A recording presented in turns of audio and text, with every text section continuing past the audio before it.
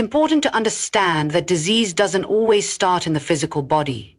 The truth is, many illnesses have a deeper spiritual root. We often believe that when something goes wrong in our body, it's purely physical, something that's simply a result of time, age, or bad luck. But what if I told you that some of the things we experience in our bodies are deeply connected to things that have happened in our hearts, in our minds, and in our spirits? What if the source of many sicknesses we face today actually starts in our emotions, our thoughts, and the unresolved pain we carry from the past? If you think about it, we're all made up of more than just flesh and bone. We have hearts that feel, minds that think, and spirits that long for connection. And when one of those parts isn't aligned or in peace, it can affect the whole person, including our health. You see, unresolved emotional pain, feelings of guilt, anger, bitterness, and even fear can create a spiritual blockage that manifests as disease in the body. Our spirits, in a sense, begin to cry out when we don't deal with the things that weigh us down. It may start with something subtle, a little ache or pain here and there, but over time, if left unchecked, it can grow into something far worse. Consider the fact that when we carry unforgiveness, it's not just a mental burden, it's a spiritual one too. Unforgiveness can eat away at us in ways we may not even realize. It's like carrying a weight around your heart every day, and when that weight gets too heavy, it spills over into the body. I've seen people who've held on to anger and hurt for years, and suddenly they find themselves battling illness. Their body has started to break down because the spirit has been weighed down by all the emotional and spiritual baggage it hasn't let go of. This is why forgiveness is one of the first steps to healing. When you let go of that pain, when you choose to forgive, not just the other person but also yourself, you open up a pathway for healing that can flow through you like living water. But forgiveness isn't always easy, is it? Sometimes we think that to forgive we have to forget, or that we have to let the person who hurt us off the hook. But true forgiveness doesn't mean we forget or pretend that nothing happened. It means we release the hold that pain has on us. It means we stop allowing that pain to control us, to govern our thoughts, our emotions, and yes, even our health. When we forgive, we free ourselves from the spiritual bondage that holds us captive. It's like a dam being broken open, allowing the healing power of peace and joy to flood in. There's another thing to consider: fear. Fear too can cause great damage to the body. And the older we get, the more fear seems to creep into our lives. We start to fear illness, we fear getting older, we fear the unknown. But I want you to understand this: fear is a spiritual force that can disrupt your health. It brings stress, tension, and negative energy that affects not only your emotional well-being, but your physical body as well. The more we hold on to fear, the more it takes root in our lives, affecting the way we think and the way our body responds to stress. Fear can literally break down the body from the inside out. And when you begin to address the fear, to confront it, and most importantly, to replace it with faith, something miraculous happens. Fear loses its power. And as it loses its grip, you begin to experience physical healing. One thing I've witnessed over and over again is that when people open their hearts to God, when they begin to release their spiritual blockages and truly surrender their emotional pain, healing can take place in an instant. When you align your spirit with God's truth and promise, the body responds. But this takes action. It requires you to do the hard work of facing those things that have hurt you, those things that you've buried deep within, and then giving them to God. It requires you to have faith that when you do this, healing will follow. Now, I know that this might seem overwhelming at first. You might wonder how it's possible to deal with such deep hurts, especially if you've carried them for years. But let me assure you that when you start to make the choice to deal with your emotional and spiritual health, to let go of anger, fear, guilt, and pain, you will begin to see incredible changes, not just in how you feel emotionally, but in how your body responds. It's as if the moment you decide to take that step, something shifts in the spiritual realm. And in that moment, your body can begin to heal, sometimes in ways you didn't think were possible. Healing is not just about taking medicine or following a regimen. It's about realigning your spirit, your thoughts, and your emotions with the truth of who you are and the power of God's love. When you start addressing the spiritual causes of disease, you open up the floodgates for physical healing to come in. It's not just about getting better for a little while. It's about truly being healed in your body, your soul, and your spirit. And I believe that this is the kind of healing God has in store for you. Healing that goes deep into your heart, into your spirit, and into your body. You don't have to carry those burdens any longer. Healing is available to you right now, no matter what you've been through. You can be free, you can be whole. And it begins with choosing to heal the spirit, to let go of the things that have hurt you, and to trust that your body will follow. There's something incredibly powerful about faith. Something that can transform not just your heart, but your whole life. You see, faith isn't just a religious concept or a nice word to say when you're feeling good. Faith is a force so powerful that it can move mountains, heal the sick, and restore what's broken. And I want you to understand today that when it comes to healing, faith is not just optional. It's essential. But without faith, healing cannot happen in the fullness of its potential. But with faith, anything is possible. Now, I know that some of you may be thinking, but how can I have faith? How can I believe that something so miraculous can happen to me, especially when I'm dealing with sickness, pain, or years of struggle? And it's a fair question. Sometimes when you're in the middle of a trial, it's hard to see beyond what's right in front of you. The pain, the doctor's reports, the limitations. It all becomes so real, so present. But faith doesn't deny the reality of what you're going through. It simply believes that there is something greater than your current circumstances. Faith believes that even in the midst of your struggle, God is still working. Faith believes that despite what your eyes can see, your heart knows that there's a divine plan at work, one that can bring healing and restoration. Faith is the key that unlocks the door to miracles. Without it, the door remains shut. But with faith, you can walk through into a place of freedom and healing. One of the most beautiful things about faith is that it's not about how much you have. You don't need a great deal of faith to receive a miracle. Jesus himself said that faith as small as a mustard seed can move mountains. A tiny bit of faith, placed in the right direction, can unleash incredible power. You don't need to be perfect in your faith, and you don't need to have all the answers. What matters is that you place your faith in the right source, the one who has the power to heal you. When you begin to put your trust in God, you open yourself up to receive the healing that He's promised. And here's something I want you to really understand. Healing is not just something that happens in your body. Healing starts in your spirit. It begins when you place your trust in the truth of who God is and what He can do. The moment you truly believe, something begins to shift in the atmosphere. God moves in ways that are beyond what we can see or understand, and suddenly you find that your body is responding to the faith you've released. But it's not just about believing in God's ability to heal, it's also about believing in His willingness to heal. Sometimes we struggle with doubt because we wonder, will God really heal me? Am I worthy of healing? And I want you to hear this clearly today. God is not a distant, uncaring deity who only heals some and ignores others. God is a loving Father, and He desires to see you whole. He wants you healed, restored, and living in the fullness of His blessing. Your healing's not a matter of whether He can do it. It's a matter of whether you believe He will.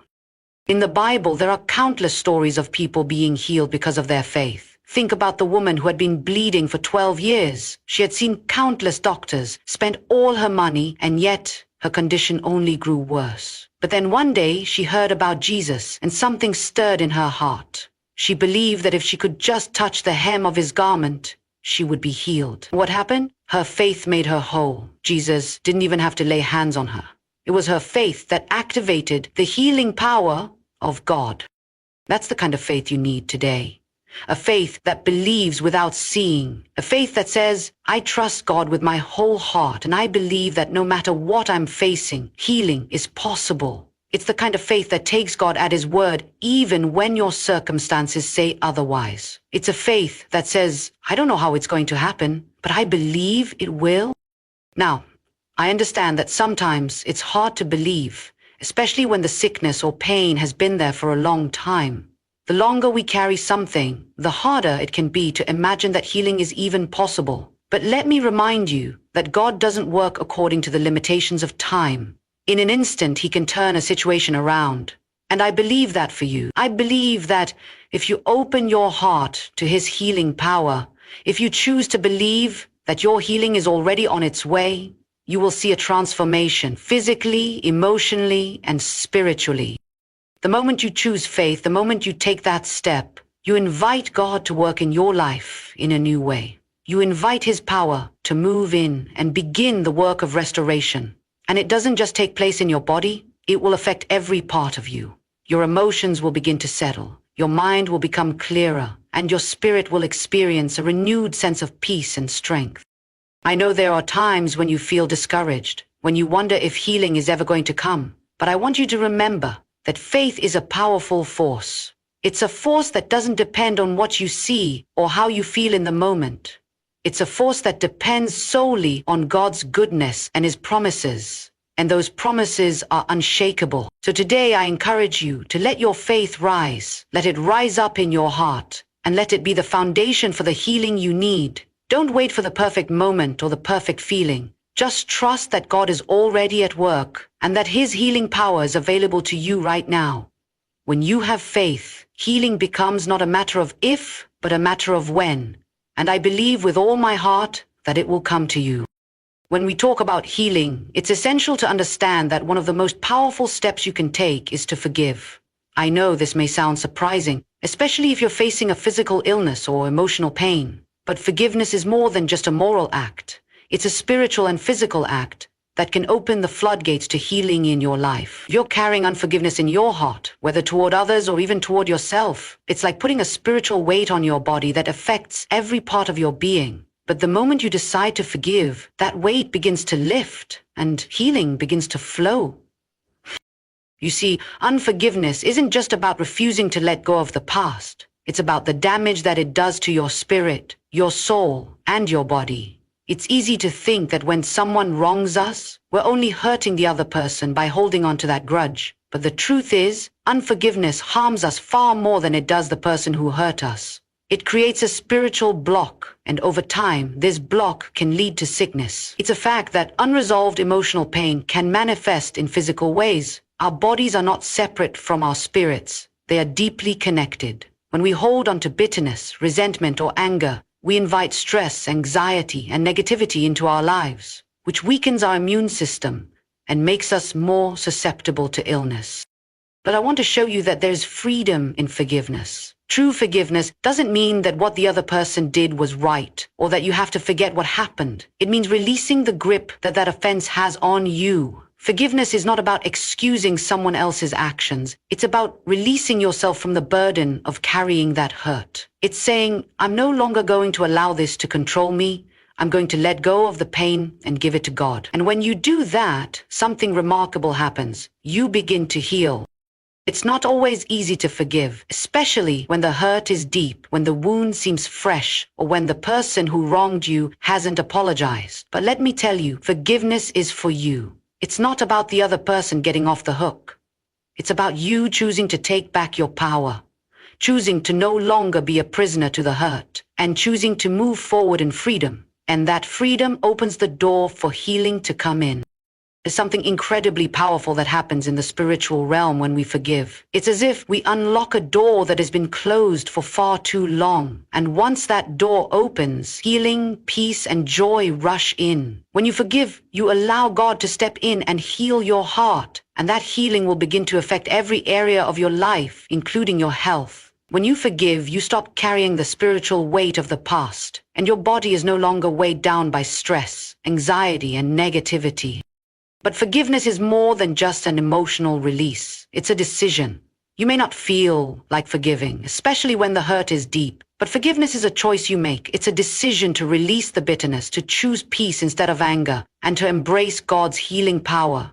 I've seen countless people who have been stuck in illness or pain because they couldn't forgive. But the moment they made that decision to forgive, healing began to flow in ways they never imagined. Forgiveness opens the door to divine healing, and it's available to you right now. Now, I know that some of you may be struggling with forgiving yourself. You might be carrying guilt or shame for things you've done, things you regret, or mistakes you've made. But I want you to hear this. God is a God of grace. He doesn't want you to carry the weight of guilt. He doesn't want you to hold onto the shame of your past. He wants you to forgive yourself just as He has forgiven you. And when you let go of that guilt, when you choose to forgive yourself, you open the door for God's healing to touch you in a profound way. Forgiveness is the first step toward healing, but it doesn't stop there. Once you've forgiven, you need to maintain a posture of grace and mercy. You see, forgiveness is not just a one-time act, it's something you do continuously. Every time that pain tries to rise up in your heart, every time the memories of what happened begin to resurface, you have to choose to forgive again. And with each choice, healing continues to flow. When you choose to forgive, you're not just releasing the person who hurt you. You're releasing yourself. You're releasing yourself from the chains of anger, bitterness, and resentment that have been keeping you from experiencing the fullness of life and health. And let me tell you, this kind of freedom is more than just a spiritual act. It's a physical act too.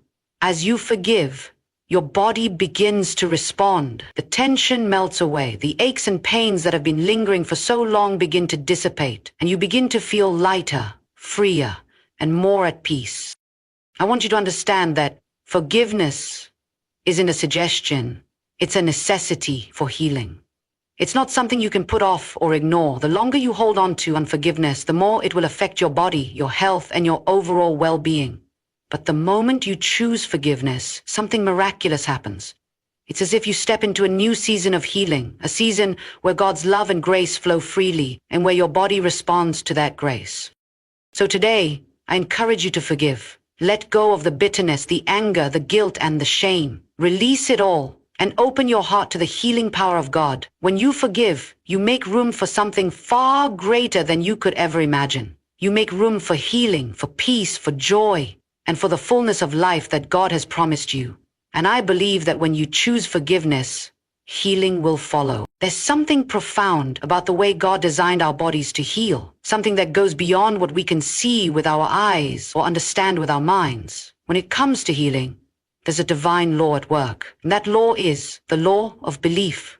Now, I know many of you have heard about the power of belief before, but I want to talk to you about something deeper, something that connects your belief directly to the healing process. You see, belief is not just a mental exercise, it's a spiritual force, one that holds the power to bring physical healing to your body.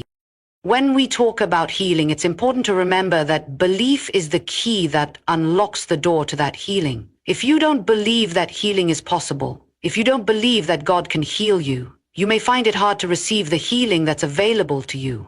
But when you truly believe, not just in your mind, but in the deepest parts of your spirit, you activate the power of healing in your life. Belief isn't just about wishing for something to happen. It's about knowing with certainty that God is able, that God is willing, and that He is already at work to bring about your healing. You see, belief works like a magnet. It draws what you need into your life. When you believe, you create an environment that's fertile for healing to take root. But when you doubt, when you question, when you're filled with fear and unbelief, you block the flow of healing power.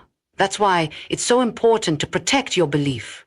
Your belief is a precious thing. It's like a seed that you plant in the soil of your heart. And if you nurture it, if you guard it, and if you protect it, that belief will grow and begin to bear fruit in your life, including the fruit of physical healing.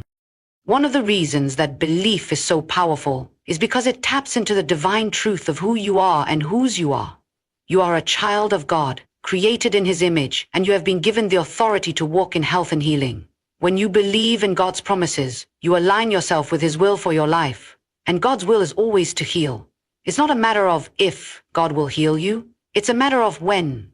You choose to believe that healing is already available to you. God is not a God who withholds healing. He is a God who desires to see you whole, in every sense of the word. I know there are times when your body may be crying out in pain, when the doctor's report may seem bleak, and when your emotions may be heavy with discouragement. But in those moments, you have to make a decision to believe that God is bigger than your circumstances. You have to choose to believe that God is able to heal you, that His power is greater than any sickness or disease. And when you make that choice, something begins to happen. You begin to shift your focus from your problem to the solution. You stop looking at the mountain in front of you and start looking at the one who is able to move that mountain. In the Bible, there are countless stories of people who were healed because of their belief. There was the woman who had been suffering from a bleeding condition for 12 years. She spent all her money on doctors, but nothing worked. But when she heard about Jesus, she didn't hesitate. She didn't wait for someone else to heal her. She believed that if she could just touch the hem of his garment, she would be made whole. And what happened? Her belief activated the healing power of God, and she was instantly healed. Jesus turned to her and said, "Your faith has healed you." It was her belief that made the difference. It wasn't magic. It wasn't luck. It was belief that opened the door to her healing. Now, I want you to think about that for a moment. This woman's healing didn't come because she was perfect. It didn't come because she had everything figured out. It came because she believed. She believed that if she could just touch Jesus, she would be healed. And that belief was enough to activate the power of healing in her life. The same is true for you. It doesn't matter what you've been through. It doesn't matter what your situation looks like right now. What matters is that you choose to believe. You choose to believe that God is bigger than your sickness, that He is bigger than your pain, and that He has already provided healing for you. Belief is not passive, it's active. It's something you have to cultivate in your heart. It's something you have to feed. And one of the best ways to strengthen your belief is by spending time in God's Word. The Bible is full of promises of healing. It tells us that by His stripes we are healed. It reminds us that God is our healer, that He is the one who heals all our diseases. When you meditate on these promises, when you let them sink deep into your heart, you begin to build a foundation of belief that is unshakable. And as you build that foundation of belief, something else happens. Your body begins to respond to the truth of God's Word. You begin to speak healing over your body, and as you speak, you release the power of God into your life. You declare that you are healed, not just in your spirit, but in your body as well. You declare that you are whole, that you are strong, and that you are healthy. And as you declare these truths, you are aligning your words with the power of God's Word, and that alignment brings healing. Now, I know that sometimes healing doesn't come immediately, and that can be hard. But don't let that shake your belief. Keep believing. Keep declaring. Keep trusting. God's timing is perfect, and He is working behind the scenes, even when you can't see it. Keep your eyes fixed on Him, and keep believing that your healing is on the way. Belief is the key that unlocks the door to healing. And I believe that as you choose to believe today, you will begin to see the healing power of God manifest in your body. Believe with all your heart and watch as God works miracles in your life.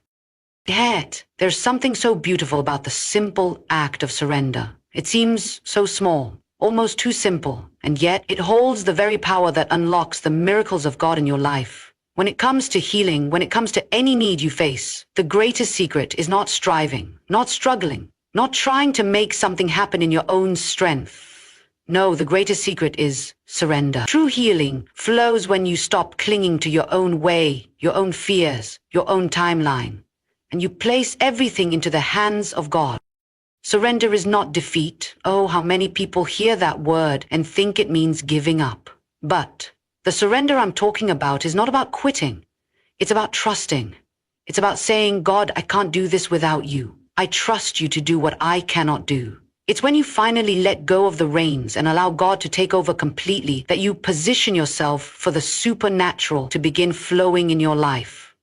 You know, healing is not about working harder. Healing comes when you finally rest in Him, when you stop struggling and simply believe that He is who He says He is, and that He will do what He has promised.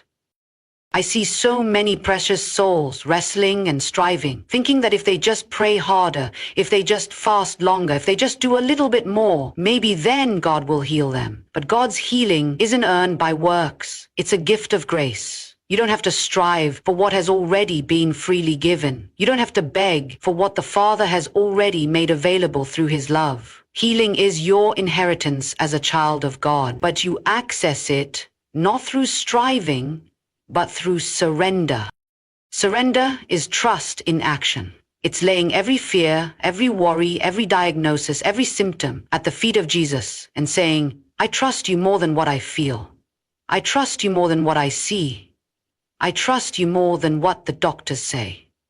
Surrender is when you choose to believe that even if you don't understand how or when, God is working behind the scenes, knitting every broken place together, restoring every cell, making everything whole again. And let me tell you, surrender is not always easy. It can be one of the hardest things you will ever do, because surrender means letting go of control. It means handing over the keys and saying, Lord, you drive. It means acknowledging that you don't have all the answers and being okay with that. It means laying down the pride that says, I can fix this myself, and embracing the humility that says, only you, God. There is such freedom in surrender. Oh, there's freedom like you've never known. When you surrender, you no longer carry the weight of your sickness, your worry, or your fear. When you surrender, you let God carry it, and He is well able to carry it. His shoulders are broad enough to bear it all. His hands are strong enough to hold you steady. His love is deep enough to cover every wound, every scar, every fear. I've seen people hold on to their sickness as if it were part of their identity. They say, my arthritis, my cancer, my depression. But when you surrender, you let go of the claim that sickness has any right to you. You stop calling it yours because it's not yours to carry. Sickness does not define you. God defines you. And He calls you healed. He calls you whole. He calls you beloved. When you surrender, something shifts. You move from begging to receiving. You move from desperation to peace. You move from striving to resting. And in that place of surrender, God's healing can flow freely. Your body begins to respond to the peace of God. Your mind begins to quiet. Your emotions begin to stabilize. Your spirit begins to rise up, strong and victorious. It's in that quiet place of surrender that miracles are born. It's in that moment when you say, not my will, but yours be done, that heaven touches earth. It's in that place of rest that God does His best work. Surrender does not make you weak. It makes you strong in the spirit. It makes you unshakable because you are no longer relying on yourself. You are leaning completely on the everlasting arms of your Savior. So if you're battling sickness today, I invite you to surrender, not to the sickness, but to the healer, not to defeat, but to victory. Surrender your fear. Surrender your worry. Surrender your need to understand everything. Surrender your timeline. Surrender the how and the when, and just rest in the goodness of God. Trust Him completely. Lay it all down at His feet and leave it there. And when you do, when you truly surrender, you will find that healing is not something you have to chase. Healing will come to you. Healing will flow like a river into your body, into your mind, into your soul. You look back and realize that the moment you let go was the very moment God picked you up and carried you straight into your miracle. It's not by might, nor by power, but by His Spirit. And the Spirit moves most mightily where there is surrender. There is a precious truth that I wish I could place gently into the hands of every hurting heart, every weary body, every troubled soul. And it is this: healing is often completed not just when your body is touched, but when your spirit is flooded with the love of God. You see, the love of God is not just a feeling. It's not just a concept we talk about on Sunday mornings. His love is a living, breathing power. It is a force that moves through every fiber of your being, bringing life, restoring what has been broken, making whole what was once shattered. When you begin to open yourself to the full experience of God's love, something inside you shifts. You are no longer striving for healing, no longer begging, no longer feeling like an outsider hoping for a miracle. You realize you are a beloved child, already sitting at the table, already accepted, already embraced. Healing is not something you have to earn. It's not a prize handed out only to the most deserving. Healing is the natural outflow of living in the atmosphere of His love. God's love is healing. His love penetrates deeper than any medicine, reaches further than any surgeon's hand. It gets into places no one else can reach, into the wounded places of the heart, the broken places of the spirit, the weary places of the mind. And oh, how the body responds when the spirit is flooded with love. Cells renew, strength returns, peace settles like a warm blanket over the soul. It is no accident that Jesus so often healed through compassion. His heart moved with love, and the sick were made whole. Sometimes the greatest healing you will ever experience is not even the physical healing first, it's the healing of your heart. It's when God pours His love into all the places where fear once lived. Fear cannot exist where perfect love reigns. Worry cannot exist where perfect love has settled. Anxiety, despair, bitterness, they all flee in the presence of perfect love. And once fear is cast out, once the heart is set free, the body often follows. Healing that begins in the spirit flows outward and transforms the body. So many people are waiting for a miracle, and they think the miracle is out there somewhere, something they have to chase down. But the greatest miracle is right here, right now. It's the revelation of how deeply, how tenderly, how unconditionally God loves you right now, as you are.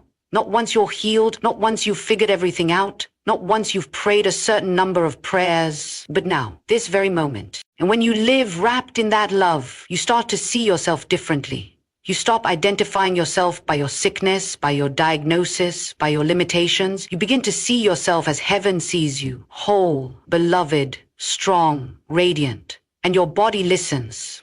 Oh, it listens. When you stop speaking words of defeat and start speaking words that flow from the love of God, words of life, words of hope, words of victory, your very cells begin to respond. Your immune system strengthens. Your heart beats with a steadier rhythm. Your nerves calm, your muscles relax. Healing is a natural reaction to living in the atmosphere of God's love. I want you to know that God's love is not distant. You don't have to climb a mountain to find it. You don't have to perform a long list of religious tasks to qualify for it. His love is as close as your next breath. It is closer than your very skin. He is love. It is who he is, and he can no more withhold his love from you than the sun could withhold its light. His love is constant, faithful, never failing, and when you rest in it, truly rest, you open yourself wide to receive the fullness of his healing power. Maybe someone told you that you had to be perfect to be loved by God. Maybe life taught you that you had to earn love, but let me tell you today, that is not the love of God. His love is not earned.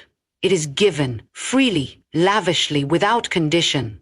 His love was poured out long before you ever thought to ask for it. His love was reaching for you even when you were far away. And his love is here right now, reaching for you again, inviting you to rest in it, to breathe it in, to let it wash over you until every part of you, body, mind, and soul, is renewed. When you let the love of God have full access to your heart, healing will come. Sometimes instantly, sometimes gradually, but it will come. Because love heals, love restores, love renews. And the love of God is the most powerful force in the universe. So right now, open your heart wide. Let his love in. Let it go deeper than the pain, deeper than the fear, deeper than the sickness. Let his love do what only it can do. Let it heal you completely. Let it make you whole.